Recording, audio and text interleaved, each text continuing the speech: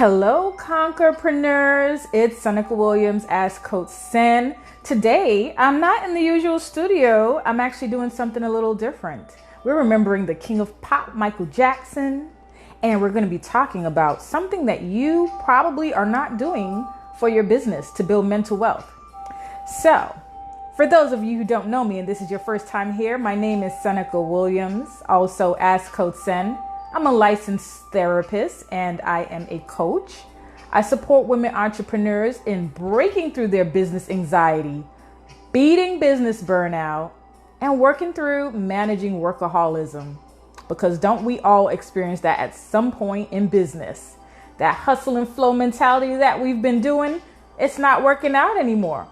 So for today, hello, welcome. I want you to go ahead and share your name, the business that you have. You never know who you may connect with on here. You may get a new client. We're talking about mental wealth for business. Mental wealth for business.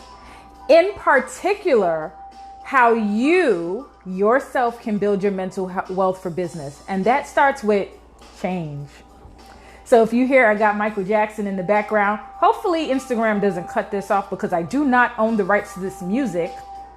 But you know this song. Don't you know this song? If you know this song, type a 1 in the chat if you know this song. If you want to see things different in the world, if you want to see things different in your life, you have to make that change. It's so simple. But it is the most complicated thing that entrepreneurs experience. Changing their mind.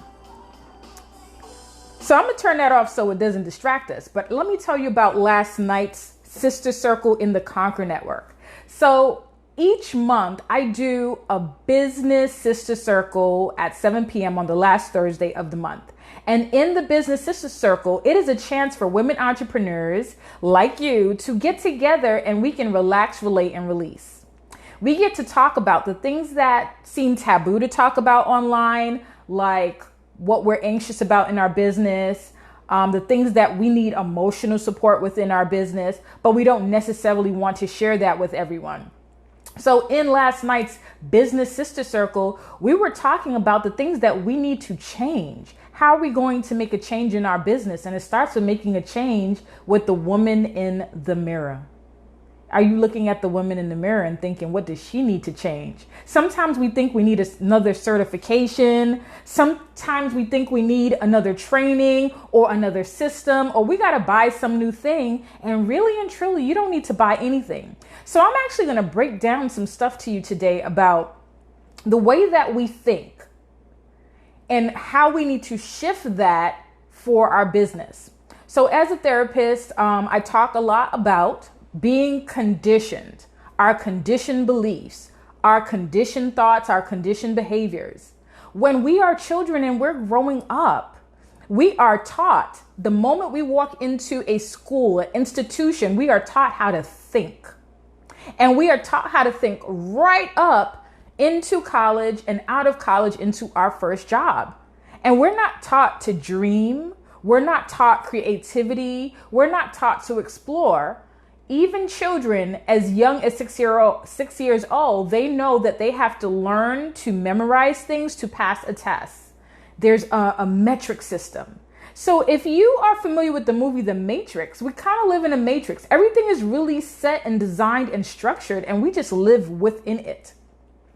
No wonder when you come out of college, you start your new job, and you're working your way up the ladder, and then you want to become an entrepreneur, no wonder it is so hard for you to break through that mindset.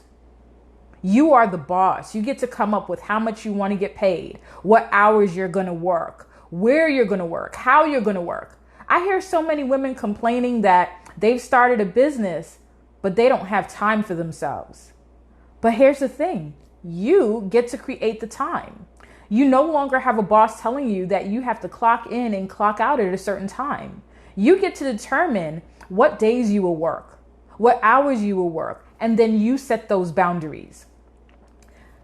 Why am I sitting here with my vision board in the back? Let's talk about that. Have you created a vision for your life before you started your business? So what does that mean? Creating a vision for your life before you started a business. If you started a business and you thought to yourself, I'd like to have a business because I like to travel, and I want to travel more than just 2 weeks out of the year. I want 4 weeks of vacation, 8 weeks of vacation. You get to decide. When you started your business, did you put that vision into the business, like your lifestyle, that you want to have 8 weeks off? Did you put in that you want to go to the gym? This is a vision for your lifestyle. Because once you have that vision for your lifestyle, you build your business around it. One of the biggest mistakes that I made when I started out is telling people, yeah, I'm available all the time, whenever, however, I'm available.